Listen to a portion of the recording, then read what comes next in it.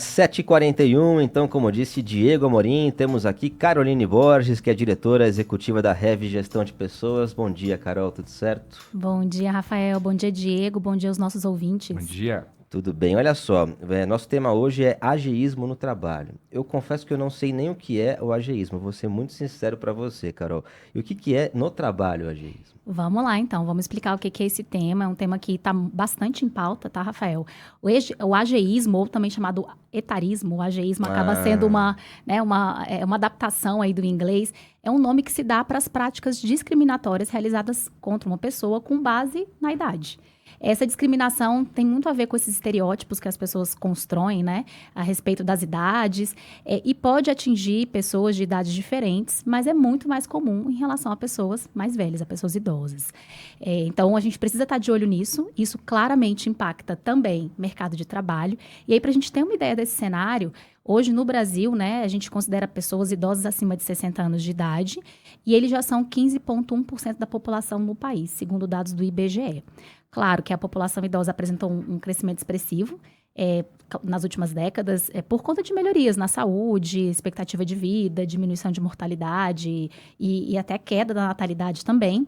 E a manutenção dessa tendência aí das pessoas terem mais longevidade, viverem mais, a ideia, né, estima-se, na verdade, que os idosos vão ser quase 30% da população no Brasil até 2050. Então, é bastante gente, e isso, assim, desperta, claro, o mercado para uma população que precisa ser atendida, mas, claro, também gera uma série de questionamentos de por que acontece esse preconceito também no mundo do trabalho.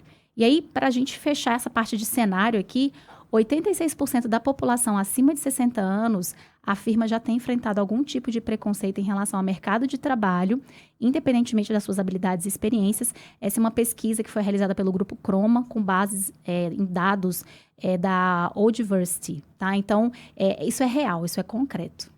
Agora que você explicou, Carol, eu tô aqui imaginando, né? E as pessoas, infelizmente, devem se deparar com várias situações bem concretas, né, do ageísmo. Quais são os exemplos? Como que isso pode se manifestar no dia a dia ali de uma empresa?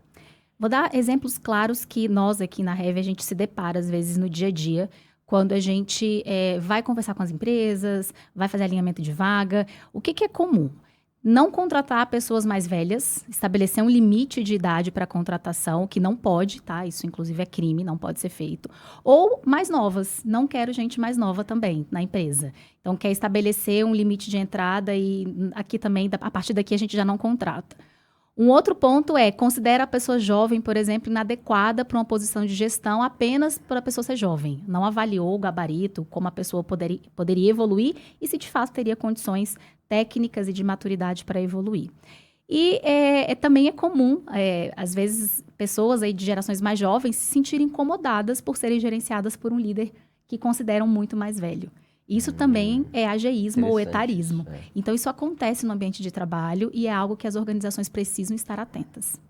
E a gente está falando aí muitas vezes, né, de pessoas que têm mais de 60 anos, mas eu imagino que esse preconceito também comece antes, né, em muitos casos, né? Começa, Rafael. Na verdade, tem também pesquisa aí da Robert Half. Eles fizeram uma pesquisa no ano passado, um levantamento chamado Etarismo e Inclusão 2023.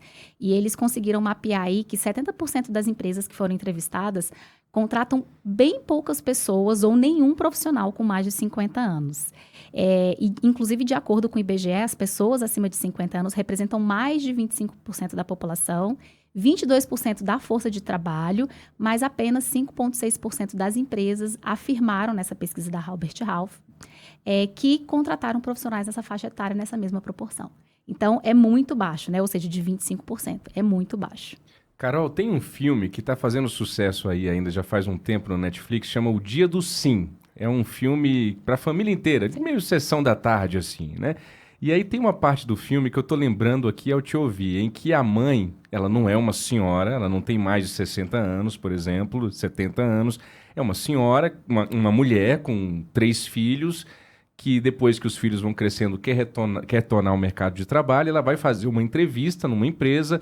E aí, na cena do filme, a moça da empresa diz o seguinte: olha, você é ótima, você é muito legal, mas você tem filhos, você está aí na sua fase de vida e eu estou precisando de uma pessoa mais nova em que eu possa mandar e ela possa obedecer. Então, pela sua idade, praticamente, ela diz assim, você não vai ser contratado. Então, a gente está falando de algo que acontece com pessoas que não necessariamente têm aquele estereótipo de pessoas idosas, né?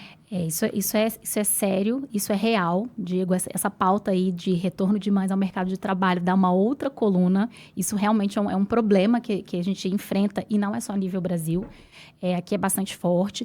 Mas entrando nessa pauta do estereótipo, né? Então, a pessoa fez 50 anos, a pessoa está numa fase em que os filhos já estão em determinada idade, se considerar que essa parcela da população tem algum tipo de impedimento ou não se submeteria a determinadas regras, isso não é real. Inclusive, eu quero abrir uma aspas, né, aspas aqui para trazer minha visão como recrutadora. Eu estou quase 20 anos no mercado de gestão de pessoas. Considero realmente pessoas acima de 50 anos uma força de trabalho muito madura, com habilidades comportamentais muito bem desenvolvidas. Minha visão é que é o ápice realmente desse combo profissional entre técnica e comportamento. E existem cases aí, eu estava dando uma pesquisada de empresas que estabeleceram meta aí de 30% da força de trabalho dentro da empresa ser 50 a mais. E o que eles tiveram de resultado? Redução de quase 30% no turnover. Ou seja, essa coisa de funcionário entrar, sair, isso é custo para a empresa. Eles conseguiram essa redução de 30%.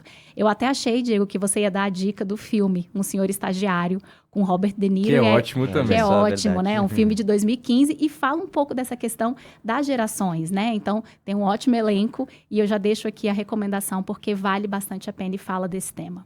Muito bom. E, Carol, uma outra dúvida que me veio aqui. As empresas, então, diante desse cenário, podem trabalhar de que forma para melhorar mesmo esse cenário? As empresas, elas podem trabalhar, devem trabalhar, começar a transformar essa realidade dentro da empresa, primeiro, com um processo de conscientização. Então, a gente tem que falar sobre isso. Precisa ser falado, né? Precisa ser pauta dentro das empresas, em estratégia de comunicação interna. Então, isso precisa estar na pauta. É importante que hajam ações de integração, de convergência entre gerações. A gente fala muito sobre conflito geracional, mas a gente precisa falar sobre as convergências. O quanto eu posso aprender e ações em que eu possa estipular, às vezes, que a gente chama de uma rotação de trabalho, em que pessoas de idades diferentes consigam ensinar e aprender com pessoas de outras gerações. Então, essas ações de integração promovem muito essa mudança de percepção.